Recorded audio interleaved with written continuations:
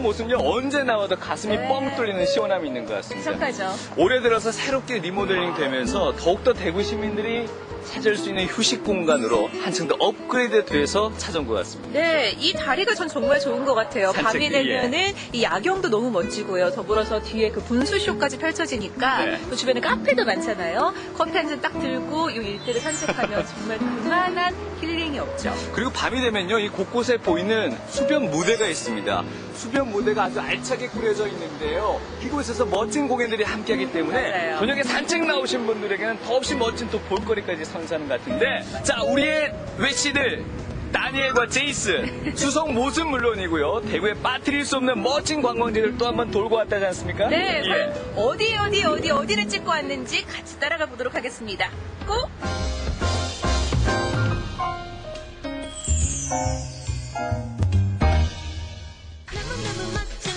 외국인 관광객 1천만 시대.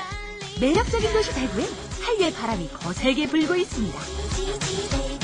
가까이 있지만 미처 모르고 지내던 대구의 숨겨진 관광지들. 입장을 활짝 열고 관광객들을 맞아라.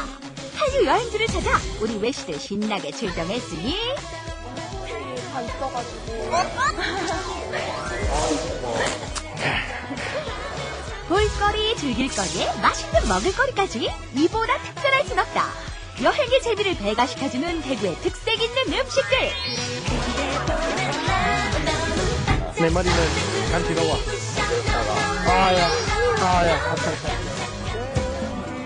낮과 밤, 반전 매력으로 빛을 발하는 대구 여행. 이렇게 매력적인 대구로 놀러와. 자식아, 고고! 한류 관광지를 찾아 떠나는 외식 표류기 지금 시작합니다. 웰컴 투 대구. 대구 남구 대명동에 자리한 계명대학교 대명동 캠퍼스. 한강 이남에서 가장 아름답기로 손꼽히는 캠퍼스답게 도심 속 공원처럼 고즈넉하고 평화로운 모습인데요. 이것이 바로 오늘 한류 관광지 첫 번째 여행지입니다. 안녕하세요. 안녕하세요. 잠깐 중간에 인사해야지. 혼자 하면 괜찮아요. 혼자 한다고. 예쁘잖아, right? 안녕하세요. 계명대 홍보대사들이시죠? 네. 대명대 캠퍼스 처음인데 좀 네. 자랑할 만한 거 좀 소개해 주시겠어요? 네.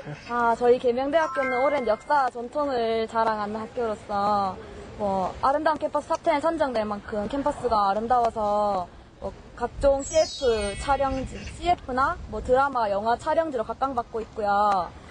대표적인 작품으로는 꽃보다 남자, 나쁜 남자, 박스탈, 사랑비 등 많은 작품들을 촬영한 학교입니다. 네, 무슨 CF예요? 여기에 촬영했어요. CF. 몰라요? 무슨 CF야? 예. 그리고 우리 대학교에는 대학 행정의 중추적인 역할을 담당하시는 총장님과 저희 대학교에 훌륭한 교수진님들이 많아서 계명대학교가 국제화, 산업화, 그리고 특성화 분야에서 국제적으로 두각을 나타내고 있습니다. 대단한 학교이구나. 네. 그럼 오늘은 좀 한류 드라마 촬영지 좀 한번 가봐도 될까요? 네. 네, 좀 보여주세요. 네, 가시죠. 예, 가자. 잠시만, 데니얼 약속했으면. 약속? 가요? 예, 괜찮아. 혼자 하면 돼. 괜찮아. 오케이. 데니얼, 안녕히 계세요. 오케이. 학생들을 위한 배움의 전당이자 시민들의 편안한 휴식 공간으로 사랑받고 있는 계명대학교. 1954년 미국 선교사들이 설립한 이후 지역을 대표하는 종합대학으로 오늘에 이르고 있는데요. 고딕풍의 서양식 건물과 밤쟁이 덩굴이 아름답기로 이름난 덕에 드라마와 영화 촬영지로 인기를 모으고 있습니다. 공중파 3사 드라마의 단골 촬영장으로 수많은 영화의 주요 촬영지로 캠퍼스 곳곳이 담겼는데요.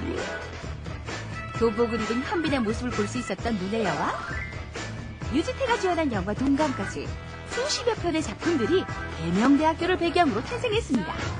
자, 영화의 한 장면 같은 풍경 속에 서면 누구나 주인공? 어때요? 우리 외시들 한류 스타 못지 않죠? 교정을 걷는 네 사람의 모습이 마치 드라마의 한 장면 같은데요. 사표를 걷는 것만으로도 깊어가는 계절의 정취를 느낄 수 있습니다.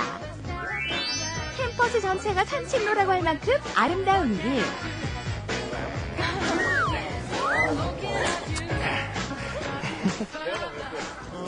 방금 외시들이 걸었던 돌담길이 영화에서 김하늘과 유지태가 터치한 돌담길이었다니. 어때요? 우리가 그동안 몰랐던 숨은 명소가 이렇게 가까이에 있었던 사실 이제 아셨죠?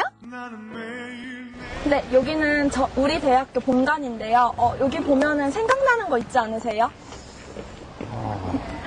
미국 뭐 아이비리그 학교랑 비슷하게 생겼네. 아, 여기 그 유명한 꽃보다 감자 촬영 장소예요. 금잔디 나오는. 네, 금잔디, 구준표. 네. 여기가 원래 예전에는 체풀 장소로 이용되었던 곳인데 지금은 본관으로 대학원 학생들이 여기서 수업을 하고 있어요. 부럽다. 참 예쁜 건물인 것 같은데. 네. 많이 찾아주시고 앞으로도 앞으로도 뭐? 제가 그냥 제가 보기에는 여기서 참 앞으로도 드라마는 계속 촬영해야 될 것 같은 장소다. 네, 아마 앞으로도 진짜 계명대학교 더더 많이 사랑해 주셨으면 좋겠어요. 아, 예, 고맙습니다. 감사합니다. 다음으로 찾은 한류 관광지는 가창에 자리한 달성 한일 우호관. 데니얼, 끝. 시티네. 네.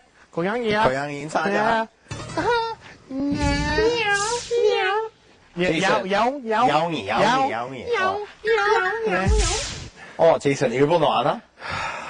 몰라. 이건 그냥 고양이야. 고양이네. 근데 여기는 한일 우호관이라고 하는데, 녹동서원에. 그래서 난 고등학교 때 일본어 1년 정도 공부했는데, 기억 남는 거는 인사말밖에 없다. 그래서 인사 한번 할게요. 건니치와. 싫어. 싫다고? 알겠다. 그럼 들어갑시다. 네. 귀엽네. 네. 오케이, 그 다성 한일 우호관. 다성 우정의 Korea, Japan Friendship Friendship Center. 대구를 찾는 관광객, 특히 일본인 관광객이 빼놓지 않고 들른다는 한일 우호관. 이곳은 임진왜란 당시 일본군 선봉장으로 출병했다가 조선에 귀화한 김충선 장군을 기리기 위한 곳인데요. 우리 외시들 먼저 3D 입체 영상을 통해 수백 명의 부하를 이끌고 기순한 21살의 외장 김충선 장군의 발자취를 살펴보기로 했습니다. 단 한 차례의 전투도 치르지 않고 출전 일주일 만에 조선에 투항한 사이다. 그것은 명분 없는 전쟁을 반대한 한 젊은 무사의 소신 있는 행동입니다. 부당한 전쟁에 반대하며 조선으로 귀화한 김충선 장군. 귀화 이후 그는 왜군과의 싸움에 나가 공을 세우고 평생을 이곳 달성 가참 우롱마을에 살며 학문을 닦았다고 하는데요. 이곳에는 귀화 후 여러 전쟁에서 공을 세웠던 김충선 장군의 삶의 흔적은 물론 여러 시대별 유물을 통해 한일 교류사를 살펴볼 수 있습니다. 이 김충선이라는 장군이 뭐 자기 나라 버리고 자기 가족 버리고 한국에 온 거 왠지 우리랑 같은 것 같은데 우리도 미국이랑 뭐 좀 놔두고 가족들 미국에 놔두고 여기 온 거잖아 맞지? 그래서 좀 공감이 있는 사람인 것 같아. 네, 진짜. 김충선 장군의 위패를 봉안한 녹동서원. 보통 서원은 인재를 교육하기 위한 사설교육기관이지만 이곳 녹동서원은 후학들을 가르치며 살았던 김충선 장군의 뜻을 기르기 위해 세워졌습니다. 임진왜란 당시에 우리나라는 무기가 활밖에 없었어요. 일본은 전부 총을 가져와가 싸움이 될 수가 없어요. 우리나라 역사에도 조총을 보급했는 거는 김충선 장군이라고 알고 있고 이순신 장군이 편지를 써서 화약 사용하는 방법 총 만드는 걸 해달라 해서 우리 부장 둘이를 그 진영에 보내가 총 만들고 해가 2달 만에 총도 만들고 완성을 해가 전쟁을 할 수 있었어요.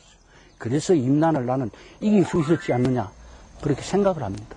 우리 시조님이 여기 한국에 기화를 하셔가지고 김충선이라는 이름을 얻었는 것을 잠시 설명을 드려야 될 것 같아요. 원래는 이름이 사야가였습니다. 그런데 김충선이라는 이름을 경주에 의경대, 이경대라는 게 있어. 이경대 성이 작은 게 있었는데 그 전투를 했을 때는 기화를 하고 나서 직책도 없고 아무것도 없어요. 같이 기화한 일본인들 데리고 성을 함락을 시켰어요. 왕이 그건 누구냐? 지금 우리가 뭐 백전백패하는 판에 성을 함락한 사람이 누구냐? 일본인 사야가라는데 이름이 없습니다. 그러면 이름을 내려야지.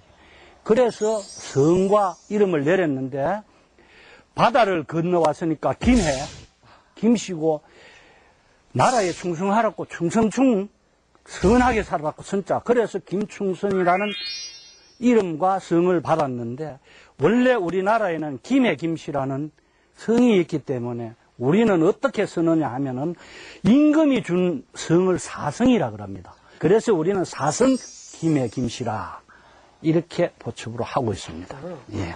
일본인 관광객이 한국에 오는 관광객의 거진 한 70~80% 이상이 여기를 거쳐갑니다.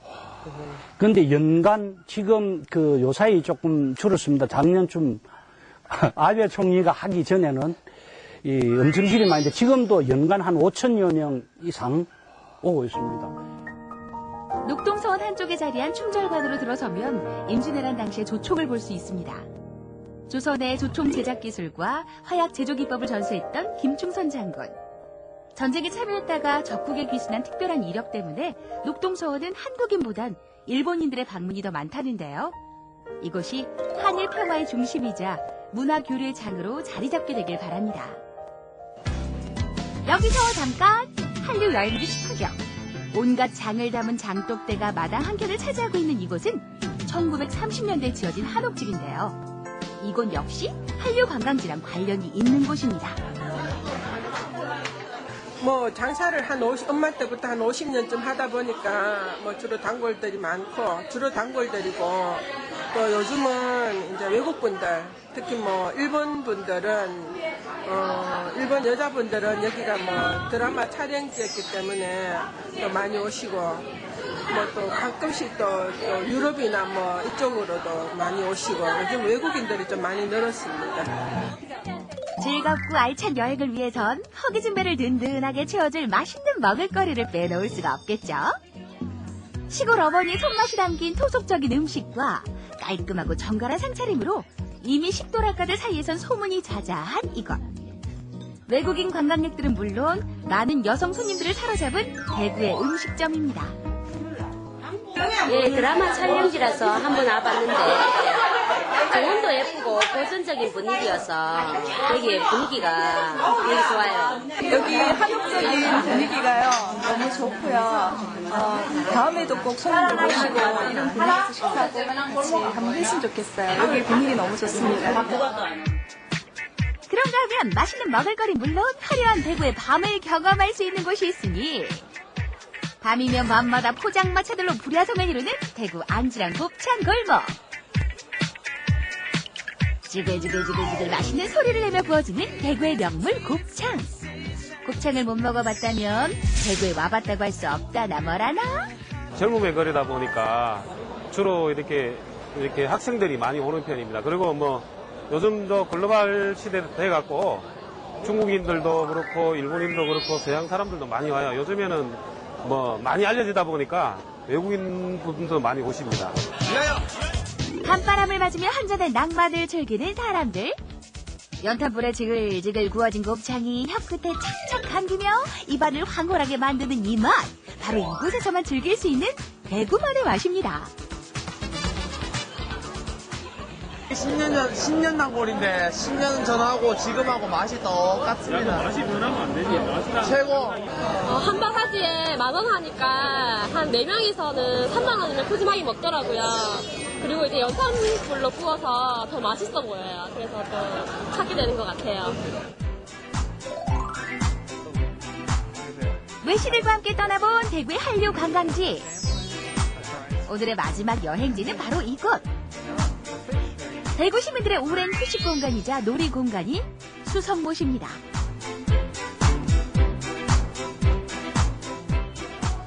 와, 물고기 많다. 크다. 와, 혹시 새우깡 몇 개만 주시겠어요? 죄송해요, 저. 돈 줘야 되는데. 아, 예, 맞네요. 예. 가득 훔쳐네? 예, 고맙습니다. 가득. 아, 먹고 싶은데, 그죠? 아, 무슨 고기인지 혹시 아세요? 잉어. 잉어요. 우와. 이거, 먹었네. 먹어, 많이 먹어요. 재밌네. 근데, 잉어 새우깡 먹어도 되나?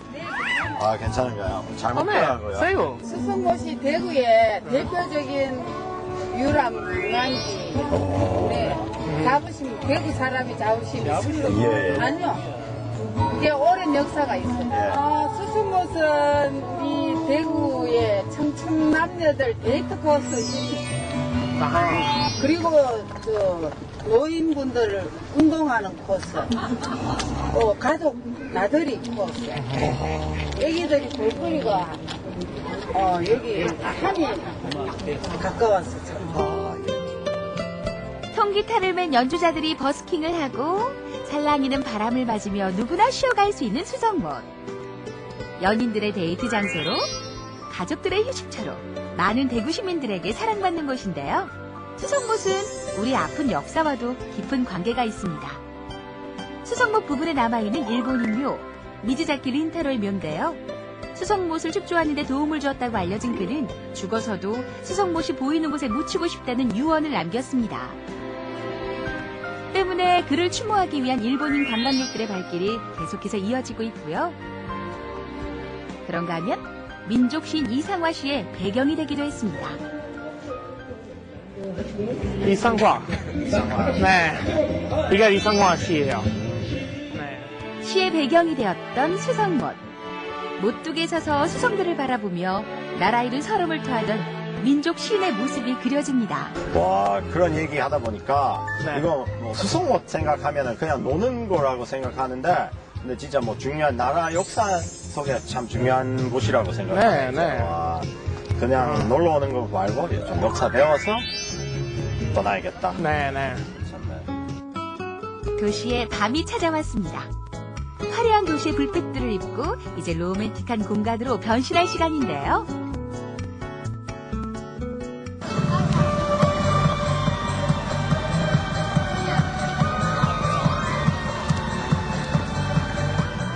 영상음악 분수와 어우러진 레이저쇼가 이색 볼거리와 즐거움을 선사합니다. 지난해 도심 속 생태 호수공원으로 세 단장을 마치고 전국 최고 순을 자랑하는 수성못 영상음악 분수에 모두들 발길을 멈추고 즐거운 시간을 보냅니다. 오, 예. 음악도.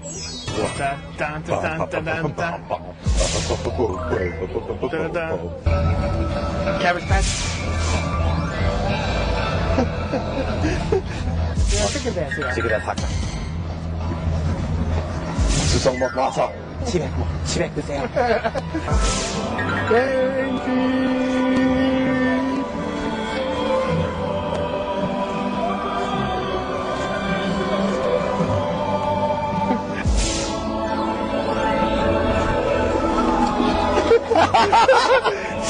우리는 잘하지 않았어. Oh shit. Okay, 남자. Okay. Yeah. So. Okay. Yeah, 축구. Okay. 축구 게임에 축구. 지금 시작한다. 형형색색 재미있는 영상이 아우러져 멀티미디어 쇼가 펼쳐지는데요. 어때요, 외씨들? 오늘 한류 여행 즐거웠죠? Okay. 와, 제이슨. 네. 오늘 우리 한류 관광지 많이 돌아봤잖아. 네. 대구에 이렇게 많은 관광지 있는지 진짜 몰랐네. 네, 나도 몰랐어. 네, 나는 드라마도 많이 봤지만 대구에 있는 한류에 대해 잘 몰랐어. 네. 오늘부터 나는 대구에 있는 한류에 대해 흥미 더 많아요. 관심 있으니까 계속 TV 보고 재밌는데 다녀보고 괜찮을 거야. 내려 시간 있다. 이거 봐. 보자.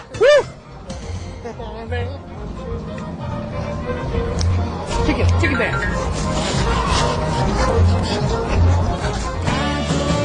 특별한 추억을 만들고 싶다면 대구 곳곳에 숨어있는 한류 관광지로 떠나볼까요? 즐겁고 유쾌한 대구의 재발견. 걸음을 옮길 때마다 시선이 머무르는 곳마다 흥미로움이 가득한 외시들의 대구 표르기. 다음 주에 또 만나요.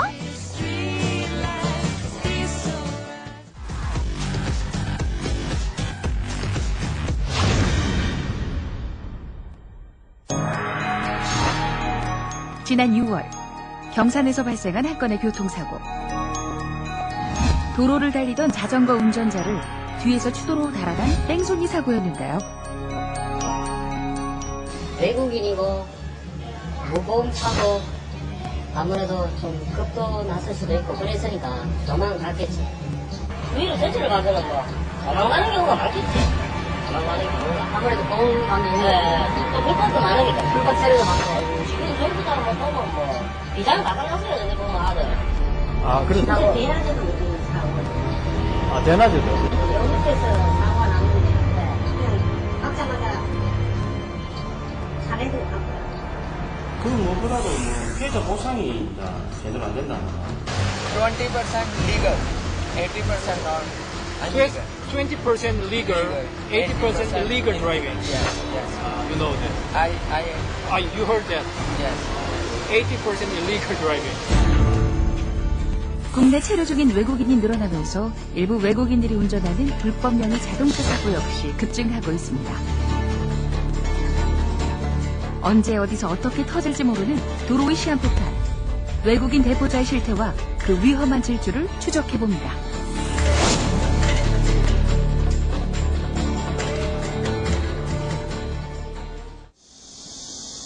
사건을 관할하는 경산경찰서에서 이번 사고에 대한 자세한 경위를 들어봤습니다. 질량공단 가는 외에는 내 거리. 질량공단 가는 거고, 여기 경산. 여기 경산 들어가는 예, 시내 방면이죠. 예, 여기 소재지 들어가는, 소재지가 이렇게 들어갑니다. 여기 나오는 거고. 네. 예, 소재지가 이렇게 상거리가 있는데, 이렇게 들어가고. 그러면 차량 같은 경우에, 이게 지금 사고 이제 피해 당하신 분은 직진을 하고 있었고, 자전거 타신 분은 직진하고 있었고, 그 다음에 차량 바로 이렇게 우측에서 이제 합류하는 거죠. 그렇지. 보통 이 경우에는 차량이 보통은 주행하는 방식이 어떻게 돼야 돼요?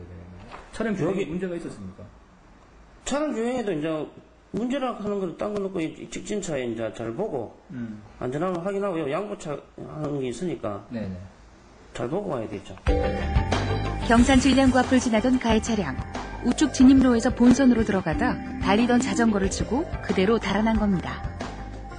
내가 질량 고등학교 앞쪽에서 직진하는 차선이었지. 직진하는 차선인데 거기에 사실은 조금 안전지대라고 조금 있어. 안전지대라고 있는데 물론 그 친구가 거기 나오면서 못 봤을 수도 있는데 그래서 자기 나라 사람이나 한국 사람 같으면 보험이 다 들었으니까 내 생각에는 받고 바로 서지 싶은데 외국인이고 무보험 차고 아무래도 좀 겁도 났을 수도 있고 그랬으니까 도망갔겠지. 근데 그렇게 길거리에 앉아있으니까 솔직히 2차 사고가 거기 들어가더라고. 뒤에 오는 차들이 이게 눈을 떴을 때 차가 굉장히 많이 오더라고. 그래서 조금 무서웠는데 다행히 뒤에 오는 그 차주가 부축해가지고 밖으로 내주고 자전거 밖으로 내줬는데 나는 이제 조금 당황했는 게 차가 서 있을 줄 알았거든. 서 있을 줄 알았는데 차가 없으니까. 인근에 대형 공단이 있는 사고 현장. 평소에도 공단을 오가는 대형 차량 통행이 많은 데다 진입로와 본선의 합류 지점이라 크고 작은 사고가 일어나기 쉬운 곳입니다. 이쪽 같은 경우에 평소에 차량 운행량이 꽤 있는 편이네요. 네, 많습니다. 예. 평일에는 아무래도 공단이 크니까 아무래도 좀 통행량이 많습니다. 사고 발생률이 높은 곳인 만큼 운전 시 각별한 주의가 필요한데요. 하지만 일부 운전자들의 무리한 운행은 이렇게 아찔한 장면을 연출하기도 합니다. 합류 지점에 버젓이 서 있는 양구 표지판. 하지만 뺑소니 차량은 이를 무시한 채 무리하게 진입하다 사고를 내고 말았습니다. 그렇죠. 아무래도 저기 2개 차로고 여기는 1개 차로니까 아무래도 저쪽 안쪽 차로 진행하는 차로 봐서는 조금 위험한 면은 있다고 봐야 되죠. 편도 3차선 도로의 3차선으로 주행 중이던 자전거 운전자. 그때 합류 지점에서 갑자기 들어온 가해 차량이 자전거를 덮쳤고 피해자는 차량 범퍼에 끼인 채로 수미터를 이동하며 큰 부상을 입었습니다.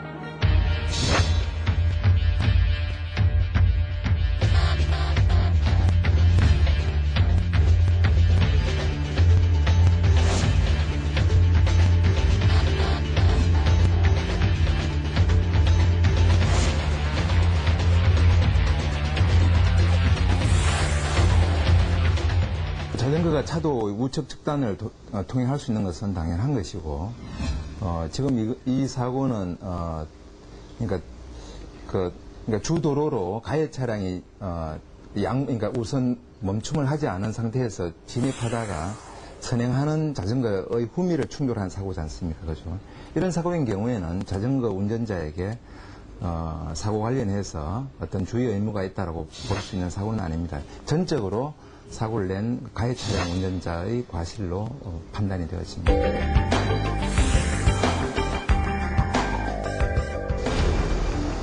사고 직후 신고를 받고 출동한 경산경찰서의 뺑소니 전담팀. 먼저 현장의 방범용 CCTV에 찍힌 모든 차량을 대상으로 차적 조회를 실시했습니다. 그리고 당시 현장을 지나던 다른 차량의 블랙박스 영상을 입수. 가해 차량으로 의심되는 차량을 추적하는데요. 이렇게 모인 영상 자료를 토대로 가해 차량과 가장 유사한 외관과 번호판에 뒤 4자리가 동일한 차량 한 대가 조회됩니다. 바로 국산 검정색 스포츠카인데요.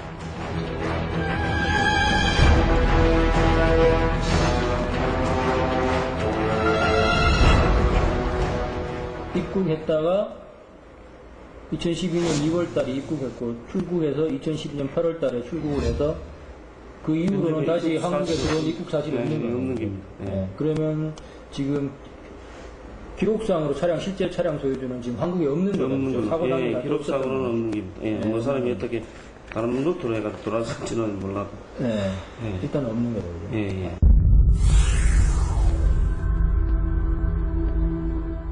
예, 뭐 정확한 건 아직 수사를 해봐야 되지만은 현재로서는 이 기록상으로는 이제 소유자가 그 명의자가 운전자가 아닌 걸로 지금 판단은 되는 겁니다.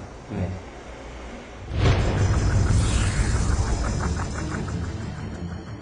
지금 이 차는 일단 등록은 되어 있는 차량이기 때문에 무적 차량은 아닙니다. 그죠? 무적 차량은 아니고 다만 지금 보유자를 알 수 없는 지금 실제 운행자 그러니까 자동차를 운전한 사람을 알 수 없는 차량이기 때문에 그러니까 기존에 그러니까 자동차 등록원부에 나와 있는 소유자는 이미 출국을 한 상태고 지금 실제로 이 차가 운행하다가 사고 났는 것이기 때문에 그럼 명의자 이외에 다른 사람이 탔기 때문에 이 차는 전형적인 대포 차량이라고 이렇게 정의할 수 있는 그런 형태의 차량입니다.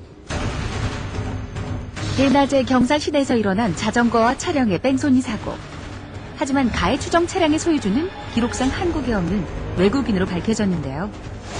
이로써 이번 사고는 단순 뺑소니가 아닌 실소유주와 운전자가 다른 불법 명의 자동차, 즉 대포차로 인한 뺑소니 사고로 판명됐습니다.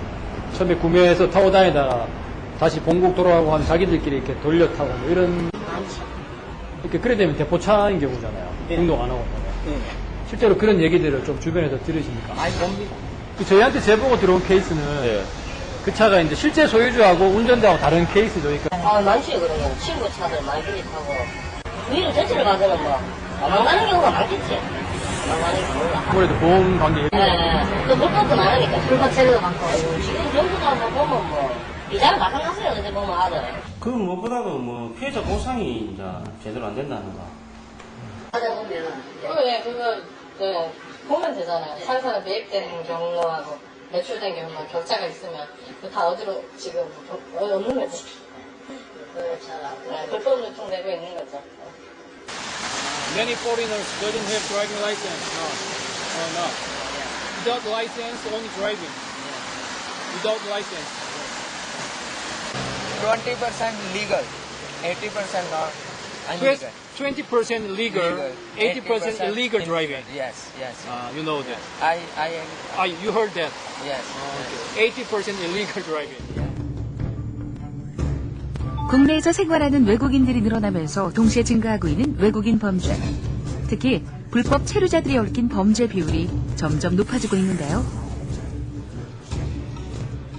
원래 6월 말 현재 우리나라 전체 그 불법 체류자 수는 약 한 18만 7천여 명 정도 됩니다. 근데 이 대구 경산 지역에는 우리 지역 경제 규모로 봐가지고는 한 전체의 한 10% 내외에서 한 15,000여 명 정도의 불법 체류자가 있는 것으로 그렇게 추산하고 있습니다. 최근 대구의 외국인 범죄가 크게 늘어난 것으로 나타났습니다. 대구지방경찰청은 지난해 대구에서 검거된 외국인 범죄자 수가 720여 명으로 2010년과 2011년에 2020여 명보다 10% 이상 증가한 것으로 집계됐습니다.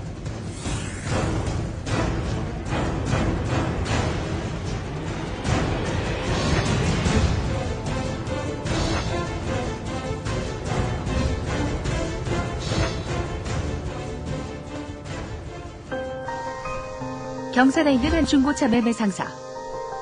근처 공단에서 일하는 근로자들이 중고차를 구매하러 많이 찾는다는데요. 외국인이 중고차를 구매할 때 필요한 서류는 외국인 등록증 4번과 외국인 등록 사실 증명 등으로 절차는 생각보다 간단한 편입니다. 그렇다면 이렇게 팔려나간 차들은 과연 몇 대나 다시 상사로 돌아오고 있을까요? 이렇게 사는 가는데 다시 이제 이 대팔로 오는 외국인들 숫자는 그건 거의 없는 것 같아요, 실제로. 판매되는 건 종종 있는데, 한 달에 뭐, 많을 때는 2-3명까지도 있어요. 근데, 제가 이 업을 한 지가 한 10년 가까이 됐는데, 외국인한테 중고차 사본 기억이 별로 없네요. 외국인이 자기가 타고 있는 그 차를 판매한다는 게 좀 서류상이나 행정적으로 좀 불편하지 않습니까? 그렇죠? 당연히 그렇겠죠. 왜 자기들끼리 하는 것도 굉장히 불편할 거고, 그다음 외국인한테 판다는 거는 차가 너무 오래된 차를 사갔기 때문에 거의 뭐 불가능할 거고, 그러면 우리가 딱 상식적으로 생각할 때 자동차 상사에 팔아야지 서류를 다 알아서 해주니까 편할 건데, 그러면 팔린 만큼 다시 들어오는 게 좀 맞을 것 같은데 그런 건 없는 것 같아요.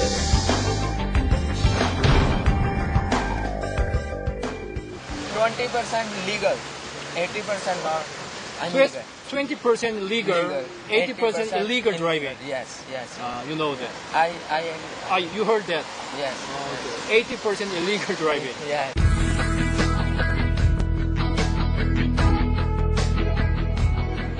이번엔 가해 차량의 소재지로 추정되는 공단 내 자동차 정비업체를 찾아갔습니다. 처음에 구매해서 타고 다니다가 다시 본국 돌아가고 하면 자기들끼리 이렇게 돌려 타고 뭐 이런 이렇게 그래 되면 대포차인 경우잖아요. 등록 안 하고. 실제로 그런 얘기들을 좀 주변에서 들으십니까? 아이 겁니다. 그래서 대낮에도 그런 사고거든요. 대낮에도? 영국에서 사고가 났는데 그냥 박자마자 차례도 바꾸더라고요. 안녕하세요.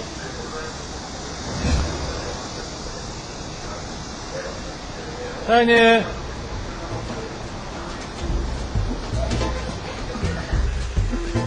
공단 안에 있는 또 다른 자동차 정비업체.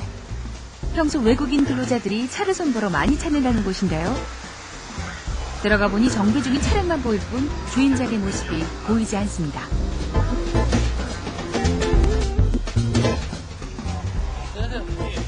취재 나왔는데 취재 나왔습니다. 보통 그 친구들, 이제 외국인 근로자 그 친구들 타고 다니는 차량 상태가 어떻습니까? 보통 차종이라든가 이런 것. 어반테 많고요. 구형 어반테. 그 다음에 투스타리, 힙으로 좀 투닝차예요. 거의 아반떼도 그냥 아반떼도 잘 없고 투닝 거의 다 좀 한국 사람 투닝 해놓은 차들이 많이 사죠. 연식 없는 건 마티즈 타고 가요 지금. 연식은 95년식 아반떼들, 99년식 전부 거의 다 10년 다 됐어요. 넘었어요. 국내 사람들은 거의 다 안 타는 그런 차들이. 그렇죠. 국내가 이제 거의 백장 갈 수준 차들이 이제 거의 보면 다 상관이니까. 여기에 그 대부분 그러면은 근로자들 차량들이 그런 케이스가 좀 많은 편이에요. 많지. 사장님 파악하시기 하는. 우리 집에 오는 사람들은 팁으로는 절반 이상이에요. 거의 스포츠 가들. 아반떼 XD 뭐 이런 거 좀 꾸미는 차들 있잖아요. 그런 거 좋아하지, 아들. 그런 차들 같은 경우에 그러니까 실소유자하고 좀 다른 많이 다른 경우. 면허증 없는 사람들 많아요. 면허증 없는 경우. 어떻게 규제할 방법이 없네, 그러면. 아니, 그럼 차를 살 때는, 차를 살 때도 면허증 없이도 보험 다 들어가고 하니까 그 자체가 문제지, 뭐, 처음부터도.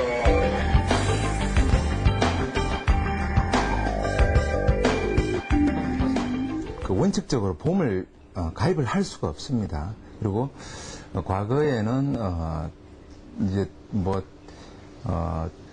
보험회사의 이런 관리 감독이 조금 미진해서 이런 차량이 보험에 설령 가입이 됐다 손치더라도 보험을 가입할 당시에 그 보험 가입자, 그러니까 대포 차량의 차주가 되겠죠, 그죠? 그 사람이 제대로 된 진술을 하지 않고 이제 보험 계약이 성립되기 때문에 설령 그러니까 보험 계약이 성립됐다고 하더라도 나중에 사고가 발생돼서 이제 손해사정 절차에 들어가게 되면 어차피 보험금을 지급받을 수 없는 이 계약 자체가 무효이기 때문에.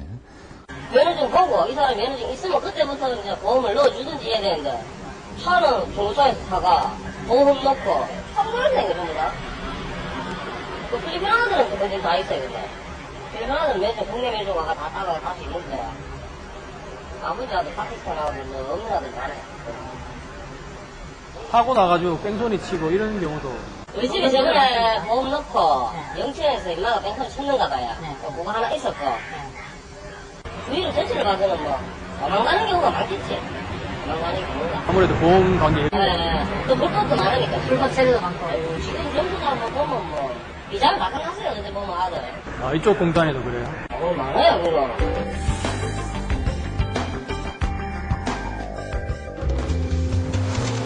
오늘도 도로를 가득 메운 수많은 차량들. 그중에는 정식 면허도 없는 불법 운전자와 불법 명의 자동차들도 있을 겁니다.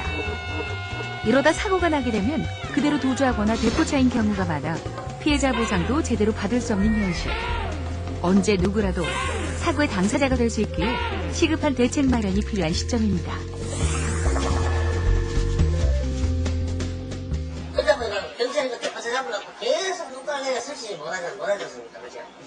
네. 그래서 저희들이 할 수 있는 거는 불법 체류한 사람들 단속을 하는 게 가장 효과적인 거예요. 그래야 자들 좀 뭉치는다니까요. 방금 CCTV 번호 인식도 하고, 신라공단 주변에 이제 외국인 산다로 지금 자꾸 탐문할 수밖에 없습니다. 지금 현재로서는 뭐 소유자가 출국하는 상황이기 때문에 그 이후로는 뭐 출국하는 사람 상대로 좀 조사할 방법은 없고, 저희 입장에서 그 사람 연락할 방법이 없기 때문에.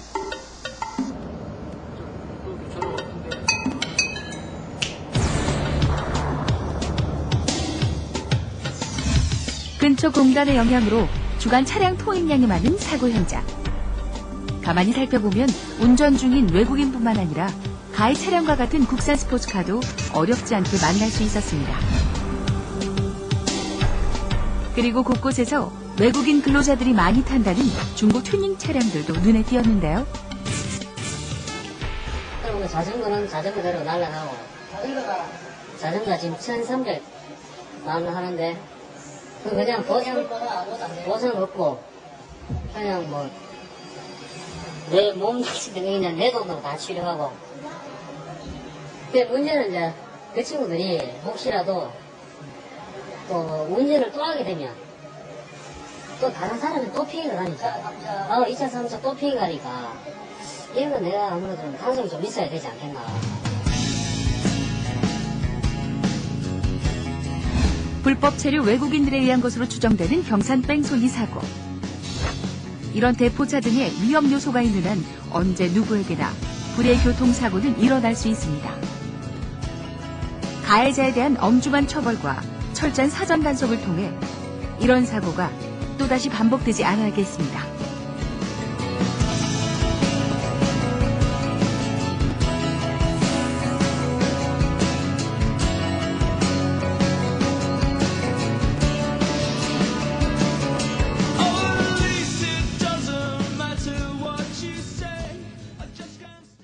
네, 여긴 대구시 황금동에 있는 한 식당인데요.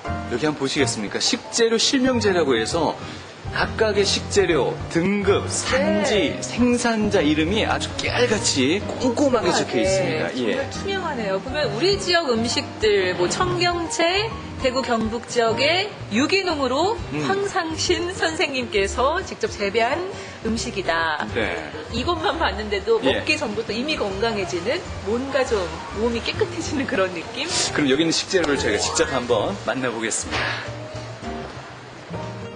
여느 뷔페 음식점과 비슷한 어떤 접시를 앞에 두고는 있지만 저희가 어디에서 난 식재료고 또 유기농인지 무농약인지 다 확인하고 먹는 음식인 만큼 그 느낌은 좀 다른 것 같습니다. 그렇죠? 네, 저는 그런 만큼 평소에 전 이렇게 뜨지는 않아요. 네. 근데 오늘은 좀 채식 위주로 또 어디서 난지 산지를 직접 보고 제가 고른 음식이다 보니까 예. 눈으로 보고만 있어도 뭔가 그 어떤 비타민제보다 더 건강한 약을 먹는 듯한 그런 느낌으로 오늘 끼니를 채우게 될 것 같습니다. 예.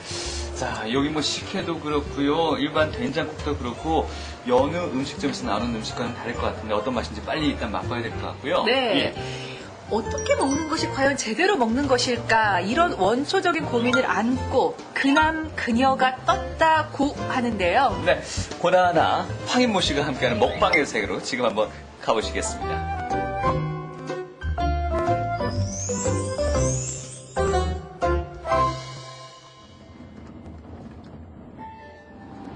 우리 중에서 학교를 졸업한 지금 가장 그리 오래되지 않은 우리 작가분이 직접 미션을 말로써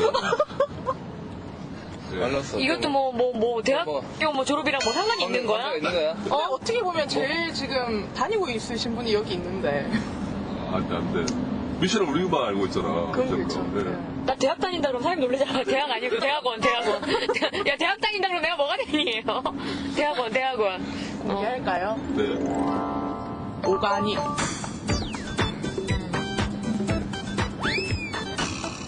오가닉, 그래, 유기농. 유기농 뜻이 뭐예요, 근데? 유기농의 뜻이 뭐기는 뭐 이렇게 약 안 치고 깔끔하게 재배하는 거. 그 무농약인가? 유기농 그냥 이렇게 깔끔하게 뭐 약 안 치고 이렇게 뭐 재배해서 인체 무해하고. 주지 않는 거 아닌가요? 그냥 화학 비료 주지 않는 거? 여러분은 유기농의 뜻을 어떻게 알고 있나요? 화학 비료와 농약을 전혀 쓰지 않고 오로지 자연 유기물만을 이용한 농산물 유기농. 오늘은 차가운 도시녀 권하나 따뜻한 도시남 황인모가 우리 땅의 건강한 먹거리 유기농을 찾아 의성으로 갑니다. 하는 거예요, 지금? 우리 공동체인데요? 우리도 공동체잖아요. 운명을 같이 하는. 난 그렇게 안 느끼는데.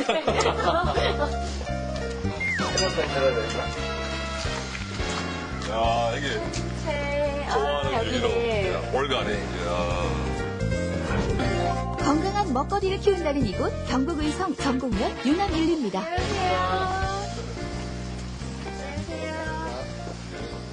유기농 공동체가 뭐 어떤 거예요? 유기농 공동체는 뭐 글자 그대로 우리가 이제 처음에는 무농약으로 우리 다른 단체가 살려가지고 농사 시작할 때 저농약으로 시작하는 게 아니라 처음부터 대만 무농약으로 시작해서 무농약 3년을 해야 유기농 올라가는 거라. 난 그게 궁금하다. 이 유기농이라는 그 정의가 농약을 아예 안 치는 거를 유기농이라 그러는 거예요? 뭘 유기농이라고? 그렇죠. 아. 화학 비료도 안 쓰고. 화학 비료도 안 쓰고. 농약도 안 쓰는 것이 그게 유기농이죠. 사진 정보를 제가 짧게 들었는데요. 운동을 굉장히 하시는 분이라고. 무슨 운동 했을까요? 한번 물어보세요. 만져봐도 돼요? 그런 운동이 아니고 정신적으로. 아, 정신운동? 아, 여기 말캉말캉 하더라고. 그래서 이런 운동은 아닌 것 같고. 무슨 운동을 하세요? 혹시 뭐 요가, 수련 이런 거 하세요? 정신운동이면? 내가 88년도에 88년도 88 올림픽이 열리던 해에 농민운동을 제일 처음 농민운동을 시작했죠.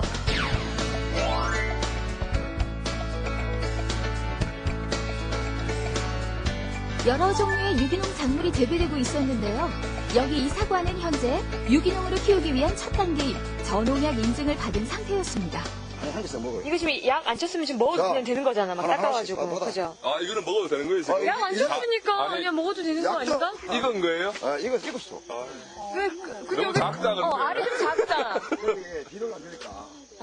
예. 저농약도 비료 안 됩니다. 비료 안 됩니다, 저농약. 지금 그냥 그대로 먹으면 돼. 오, 진짜 달아. 훅 달았다. 진짜 달아. 수분. 이게 수분, 와. 시중에 이런 사과가 없어. 진짜 달다. 당도라든지 아삭거리는 이게 쉽게 벌써 생각하지 않고. 아. 근데 차가 머리 깔고 없고. 어때요? 예? 말을. 살아있지, 이게. 맛이 있지. 스펀지에서 물이 흘러내리는 것 같아요, 지금 막. 씹으니까. 너무 맵습니까? 네, 맛있어요. 와, 힘나 맛있다. 맛있다. 과일은 유기농으로 키우기가 쉽지 않다고 합니다. 화학 비료와 일반 농약 대신 환경 피해가 적은 생석회만을 사용하기에 병충해에 그만큼 약하고 상품성이 떨어지기 때문인데요. 이쪽 거예요? 아, 근데 이렇게 봐도 알겠다. 그죠? 확실히 그 알이 훨씬 작아요. 네. 이거는 벌레 먹은 것도 좀 많고. 이건 이제 석회 보르도 농법만 한 거거든. 농약을 전혀 치지 않는. 농약을 전혀 치지 않고 석회 보르도 농법만 가지고 해야 되는데 상품성이 떨어지는데 어떡하지? 야, 대단하지. 그래 이게 수확도 안 날 뿐더러 상품성은 말할 것도 없고. 돼. 확실히 봐봐. 알도 아까 거보다 확실히 작고, 빛도 좀 이렇게 안 나고, 벌레도 이렇게 막. 벌레가 다 먹었지. 벌레가 다 먹어가지고, 진짜 상품성이. 진짜 상품성이 좀 없는 것 같아요. 보통 보던 일반 사과와는 많이 다른 모습이죠. 작고 볼품없는 모습에 실망하셨나요? 일반 농약과 화학 비료를 전혀 사용하지 않고 오로지 자연의 힘과 농부의 손길만으로 자랐습니다. 그러면 선생님 이 사과의 경우에는 완전 농약을 사용하지 않는 완전 유기농이 힘든 거예요? 힘들지요. 우리나라에서 사과의 경우에는 유기농 사과가 있습니까? 있습니다. 있긴 있어요? 네, 많이 있습니다. 제가 알기로는 아는 사람 손 꼽으면 꼽을 수 있어요. 그런데 그 사람들은 이거보다는 더 낫지 않았어요. 이 사람은 좀 게으르다 할까.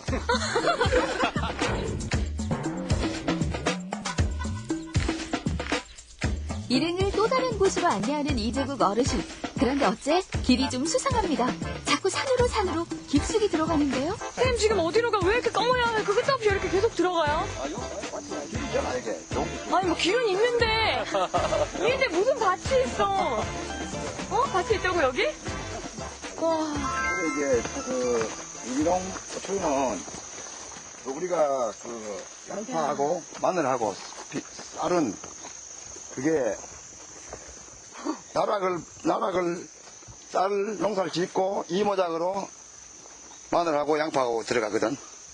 그래서 이제 들어가는데 이제 그거는 이제 세 가지는 필수로 지구 조성을 해야 되고 이제 이런 고추밭 이런 거는 이제 그 지구 조성을 못 하기 때문에 들가운데나 그 가수원가에는 고추가 유기를 할 수가 없잖아.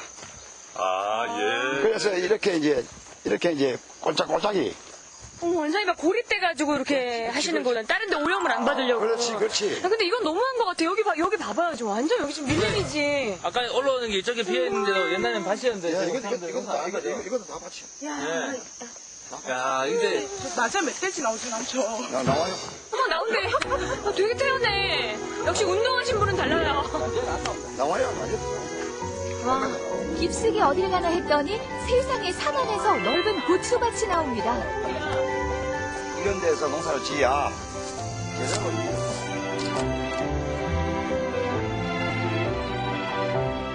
세상의 온갖 때를 잊지 않기 위해 산속으로 숨어든 고추밭. 과수원에서 사용하는 농약이 날아들 수도 있어 아예 산으로 올라와 버렸습니다. 그런데 제가 알기로는 고추가 가장 농약 없이 병충해도 많고 하니까 농약을 반드시 쳐야 되는 작물로 알고 있는데. 고추가 그래요? 네, 그렇죠. 제일 어렵습니다. 어려운 게 작물이 고추라고 해서. 어렵습니다. 그런데 키포인트가 어디에 있느냐?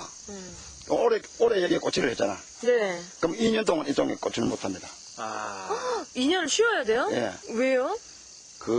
땅에 힘 때문에. 한저병 균. 그리고 자연이 다시 또 이렇게 회복될 때까지 2년을 기다려야 되는 거예요? 콩을 하든지 참깨를 하든지. 다른 작물을 하는 거구나. 윤작 재배를 분명히 해야 되고 연작을 하면 절대 지울 수 없습니다. 예. 매콤한 맛 한번 보세요 하나 해가지고 유기농이라는 단어를 고추 해가지고 좋아하시잖아요. 고추 좋아하죠. 고추 좋아하는데. 매콤한 좀 잘 익은 거 하나만. 이제 아니야 이거 빨간 거보다 지금 풋고추가 지금 오늘 따가야 되는 거 아이가? 아니 저희도 맛 좀 한번 봐볼게요. 아니 오늘 풋고추를 따가지고 식재로 썼는데 가지고 가야 되는 거 아닙니까? 먹어봐. 이거 남자가 먹는 거야 그냥. 이건 먹어봐야지. 그 맛이 없어 비리해가 그래가지고. 먹어봐. 저게 색깔 날까 말까 하는 게 제일 달라 저게 맛이. 아 달다고요? 네. 달지. 봐봐. 달지. 물 나오는 거 보여요? 와. 이 고추가 아니, 무슨 고추에 이렇게 물이 나와. 피망을 맛있어? 맛있다. 아 싫어 나도 먹어. 정말 맛있다니까. 여기서 달아요. 달지. 엄청 달아 이거. 만졌을 때 약간 매워지지. 아니 그게 아니라 파프리카 같아 파프리카. 아니 이게 푸른 거는 뭐 맛이. 물도 얼마나 많이 나오는데 물이 즙이 막. 아니 이렇게 파프리카처럼 씹는 맛이 있다니까요. 벼농사 역시 유기농입니다. 일반 논과 다를 바 없어 보이지만 자세히 살펴보면 그 차이가 확연히 납니다. 다른 곳에서는 전혀 볼 수 없는 생명의 움직임. 땅이 살아나니 어느새 다양한 것들이 숨피우고 살아갑니다. 이렇게 물을 기계로 씹는 것이 아니라 던졌어요. 던질모. 던질모로 시작했는데 그때 처음으로 이제 신안경에 좋다는 오리 새끼를 새겼어요. 논에. 그물을 치고 요 입구에 집을 짓고 오리를 사였는데 내가 그걸 딱 1년을 하고 이건 아니다. 왜요? 이거는 절대로 친환경 농업이 아니다. 왜? 오리가 먹이를 안 주면 죽지. 그래서 먹이를 좀 줘야 돼요. 좀 주는데 여기 있는 그 미네랄이나 뭐 이런 걸 막 벌레 같은 거 빨아먹고 사기도 하는데 오리가 빼짝 말라가지고 거의 못 보겠더라고. 오리가 빼짝 말라가지고. 오리가 불쌍해가지고 이제 포기하셨구나. 그게 아니고. 그러고 똥을 계속 싸고 이놈이 물속에 계속 주디를 담가는 거야. 이불 담가가지고 생각 다니니까 이 내과가 더러워한대.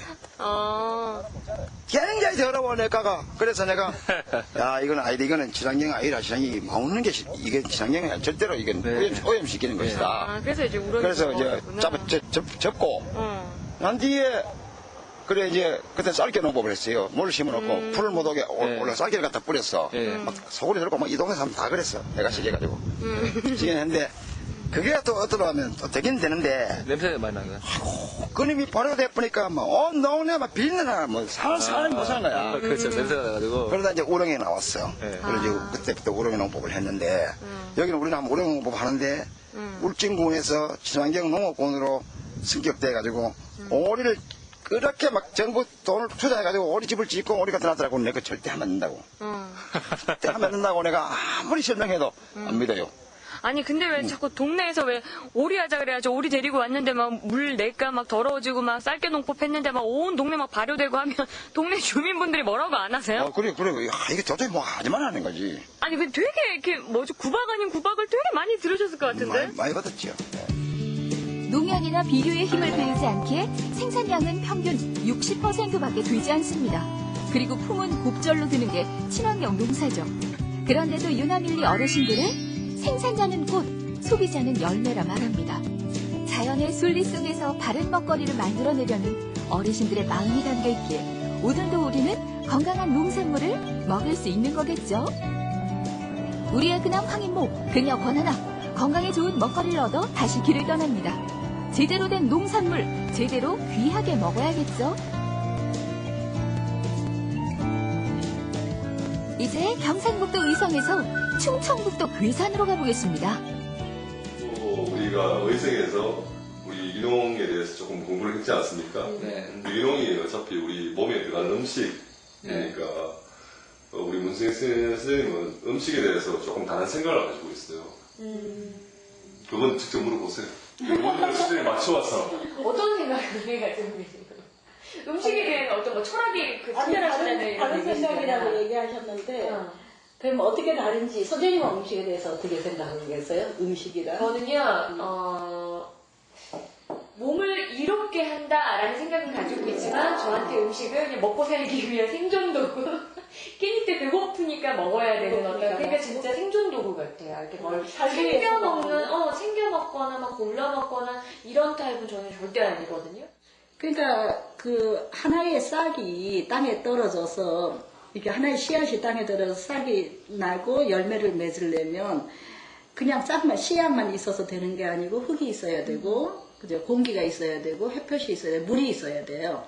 근데 그것이 관여해서 걔네들이 햇볕과 바람과 물과 이런 흙과 이런 것들이 해서 하나의 씨앗이었는데 그게 씨앗은 없어지고 이렇게 식물로 자라서 그죠? 열매가 됐잖아요.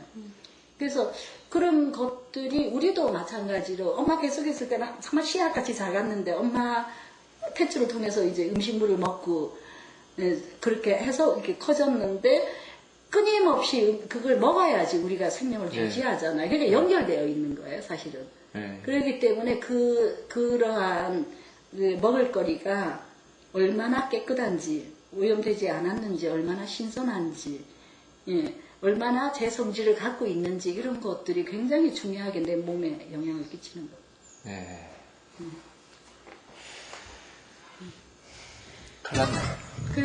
그래서 우리 자신도 우리도 유기농이어야 하고 우리 몸도.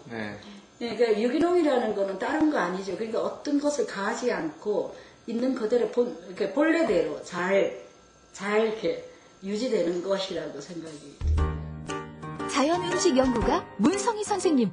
그간 자연의 생명력과 재료 본연의 맛을 깨뜨리지 않기 위해 많은 연구를 해왔는데요.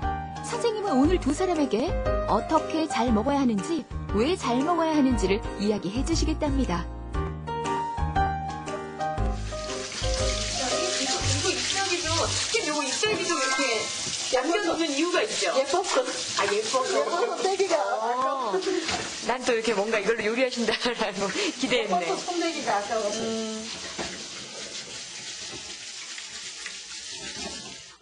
근데 이거 되게 신기하다. 사과랑 양파랑 고추랑 이렇게 해가지고 뭔가 요리를 하신다는데 뭘 하실 건지.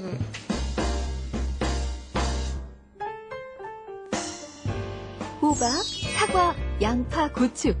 전부 의성군 전곡면 유남윤리 어르신들에게서 얻어온 유기농 채소와 과일입니다. 하나하나로는 모두 훌륭한 재료입니다만 왠지 서로 어울릴 것 같지 않아 좀 걱정인데요. 일단 선생님 손만 바라봐야지 어쩌겠습니까? 색깔도 엄청 예뻐졌다, 보세요.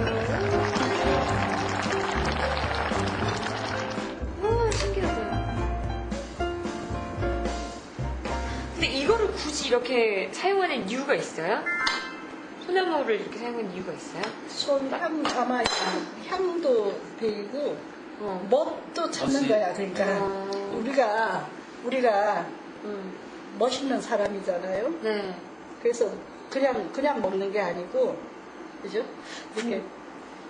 근데 참 그런 것 같아요. 저는 음식은 뭐 가끔씩 이렇게 간혹 만든다고 치는데 설거지하기 귀찮아가지고 냄비채 먹는 거 하잖아요. 왜? 냄비채 이렇게 후라이팬 채 먹는 거 이런 거 하는데 맞아. 그것도 진짜 안 좋긴 안 좋은 거예요. 그죠? 나를 위해서 좀 예쁘게 좀 장식도 그치. 하고 아니 예쁘게 장식까지는 하고. 아니라도 나를 내가 대접하지 않으면 남이 나를 대접을 안 해줘. 그러니까. 나를 내가 함부로 대하면 다른 이도 나를 함부로 대해요. 그래서 나를 내가 대접을 해줘야 돼. 근데 어쩌나 이게 그냥 파는 그 있잖아요. 마트에서 파는 이런 간장이 아니고 엄마가 담은 간장이에요. 이거는 간장이에요? 이거는 중요해. 한번 손으로 한번 찍어 먹어볼래? 이게 몸을 건강하게 보살피는데 굉장히 중요한 거거든요. 그 향이 되게 독특한데요, 선생님? 네, 그렇죠? 그래서 이게 조선간장 또는 집간장, 조선간장이란 말은 이제 올바른 말이 아니고 집간장. 집에서 담은 간장. 이게 끝에 그래서 향이 되게 독특해요. 간장과 그러니까 좋은 재료는 양념을 지지고 볶고 할 필요가 없어. 이제 오늘 호박 가지고는 이거 두 개만 할까봐, 그지? 다른 것도 해야 되니까. 그러면 간장 조금만 좀 간하고 그다음에 참기름 조금만 두고 이렇게 해서 잠깐 간이 배이도록 둔 다음에 굽는 거야.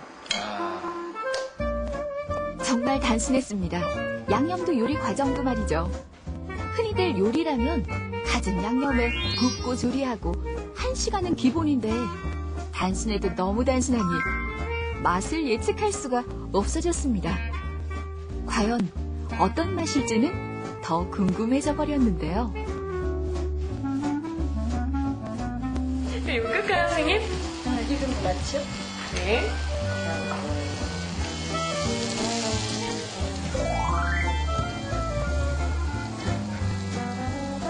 맛 한번 볼까요? 그러니까. 좋아요. 그러니까. 잠깐만요. 하나씩 먹어볼게요. 네. 아, 간이 짭조름하다. 맛있다. 망상한다고. 씹는 식감도 좋고, 간도 잘 돼 있고, 맛있다. 호박이 그래 맛있다고? 맛있네. 나 호박. 나는 이게 씹는 식감이 좋다. 맛있다. 씹는 식감이 좋지. 맛있네. 씹는 식감이 좋다. 간장이랑 참기름밖에 안 했는데. 작가는 행복한 표정 봐. 도대체 먹방 TV 찍고 지금 좋아라 하고 있어요. 이렇게 하면 좋다.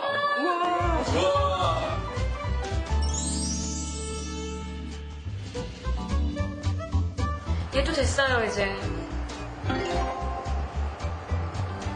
색깔이 너무 이쁘다, 선생님. 그러니까. 호박 자연의 이 색깔이 진짜 이쁘다. 지금 한 이거는 진짜. 그냥 물에만 넣고 이건 정말 오리지널 호박의 자연의 맛을 정말 100% 느낄 수 있는 거죠. 아무것도 안 들어갔거든요. 그러니까 물에 그냥 끓이기만 한 건데 이거 한번 먹어볼까요? 어떻게 먹어야 좀 맛있어요? 그냥 먹고 이렇게 그저 구운 소금 살짝 찍어 먹어도 되고 그냥 먹어보고 소금에 찍어 먹어보고 그렇게 해야 돼. 일단 그냥 한번 먹어볼게요. 그냥 맛을 보고. 진짜 너무 잘 익었어요. 그다음에 소금에 찍어 먹어보고. 달아. 결결이 찢어져요. 이게 막 살을 녹는 그게 결결이 찢어지는 그런 느낌이 있어요. 보면서 이런 말을 할지도 모르겠습니다. 저게 맛있다고? 하지만 배부르다던 담당 작가도 호박은 별로라던 담당 PD도 음식에 별 흥미 없는 그당 그녀도 촬영이 끝나기만을 기다렸다는 사실. 그들은 마파람에 개는 감추듯 먹어치웠습니다. 이렇게 그 유기농산물 오늘같이 유기농산물 중에서도 푸드 마일리지가 되도록 짧은 것. 이렇게 하면 그냥 이렇게 아무것도 하지 않고 먹어도 맛있는 거예요. 그러니까 제가 특별하게 잘하는 게 아니고 본래 그런 거예요. 그러니까 그렇게 해서 우리가 유기농산물 우리 땅을 이렇게 살리고 농부들이 좀 더 그렇게 할 수 있도록 우리가 많이 소비를 해주고 그러기 위해서는 네트워크가 돼요. 이 협의체, 협동조합 이런 것들이 많아졌으면 좋겠어요. 근데 진짜 오늘 선생님이랑 함께하면서 무언가를 먹는 그 시간이 굉장히 의미 있는 시간인데 저한테는 개인적으로 그 시간은 희생당하는 시간이었거든요. 이게 무슨 말이냐 그러면 아침도 이렇게 잘 차려서 한 끼를 든든하게 먹고 시작하면 좋을 텐데 우리 그렇잖아요. 5분만 더 자니까 나 더 늦게 일어나고 싶으니까 그 시간을 그냥 버려버리잖아요. 근데 이런 것들이 오늘 선생님이랑 함께하면서 의미를 되게 많이 짚어본 것 같아요. 자신에게는 어떤 반성도 조금 해보면서 이런 것들이 나를 정말 아끼는 거구나라는 생각을 되게 많이 했어. 난 나를 좀 아껴보려고요. 그러세요. 그래야 다른 사람들이 자기를 더 존중하고 존경하고 아껴야 되겠다. 삶이 바빠서, 시간이 없어서 우리는 너무 쉽게 먹는 것을 포기하곤 합니다. 사람에게 제대로 먹는 것만큼 중요한 게 없는데 말이죠. 유기농, 건강한 땅과 건강한 사람을 위한 다른 먹거리기도 하지만 우리가 제대로 먹고 살아가기 위한 하나의 방법입니다.